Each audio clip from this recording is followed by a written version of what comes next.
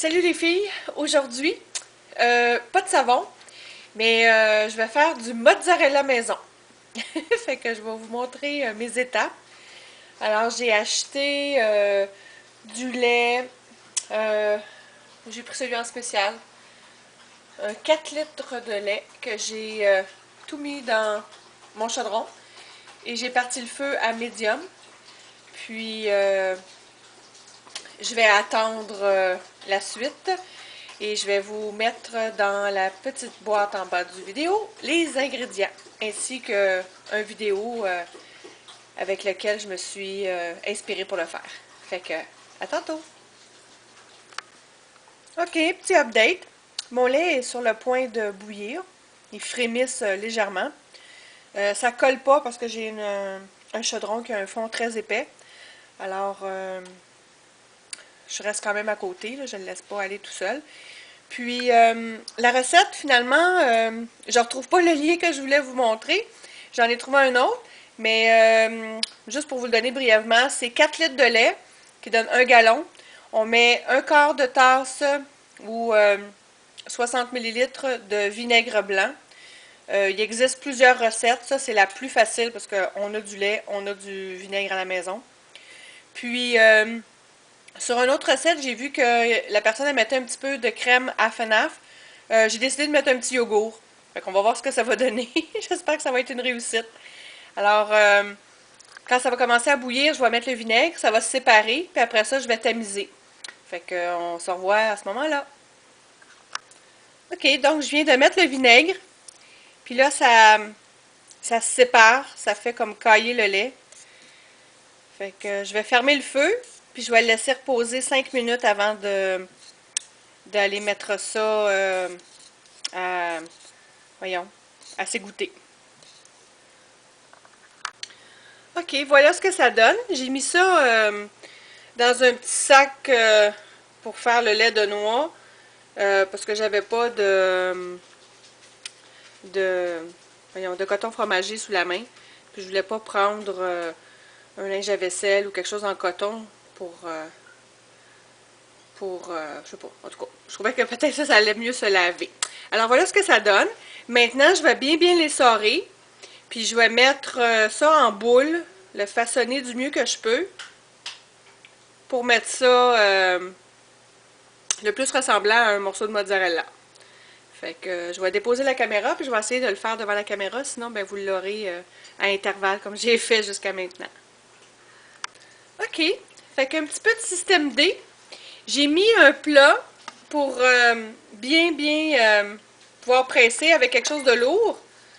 Alors, j'ai commencé par pousser à la main, puis après ça, j'ai décidé de mettre quelque chose de lourd. Alors, j'ai pensé à ma cantaloupe. Fait que je vais laisser goûter ça pendant à peu près 1 heure. Plus on le laisse goûter, plus la texture va être lisse. C'est sûr que ça va rester un petit peu granuleux si on ne le travaille pas. Ça, c'est une question de goût. Moi, après ça, je vais l'assaisonner avec peut-être un peu de sel de mer, avec peut-être un peu de poivre ou des fines herbes. Je ne sais pas trop encore. Je vais peut-être le diviser en deux puis l'essayer de faire 2 sortes différentes. Puis, je vais peut-être essayer aussi de le passer dans le robot pour voir si la texture va s'améliorer. J'ai vu une dame indienne qui fait son panier comme ça. Fait que, on va essayer ça. OK. Fait que ça fait environ 1 heure. Fait que je vais sortir ça. Puis on va déballer ça ensemble. Je dois avouer que je suis allée voir plusieurs fois. J'étais trop impatiente. Ben là, va-t'en là-bas. OK. J'adore ces petits sacs-là.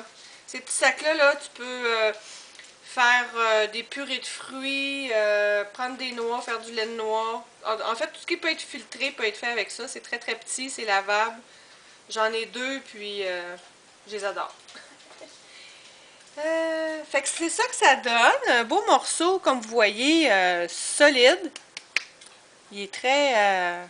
il est quand même souple, mais il est quand même assez solide. C'est encore un peu chaud. Alors, on va couper ça.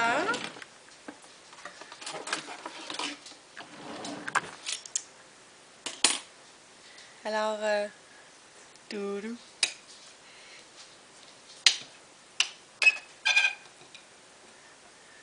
Voilà. Ça a l'air bon, hein? Il me semble avec des bonnes tomates, une belle salade, là, ça devrait être vraiment bon. Vous voyez, c'est vraiment... mon Dieu. Elle a une texture genre de tofu ricotta. Mais c'est vraiment solide. J'imagine qu'en refroidissant complètement, ça va durcir encore plus. Alors, je goûte.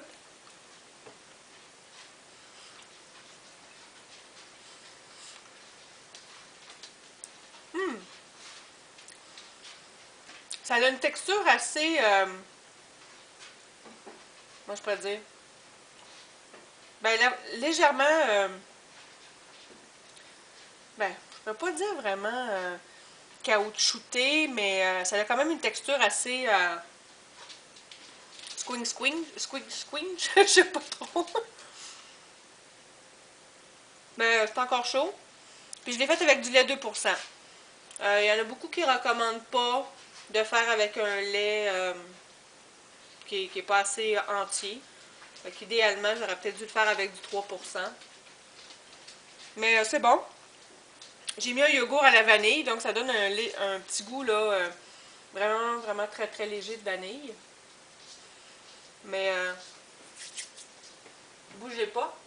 Je vais faire un autre petit test. Je vais mettre un peu de poivre blanc. Avec un petit soupçon de sel de mer. Bon, là, il est tard. Fait que je me laisserai pas tenter par un petit filet d'huile d'olive et des tomates, là, mais... On va juste mélanger un peu, parce que j'en ai mis plus sur un que sur l'autre.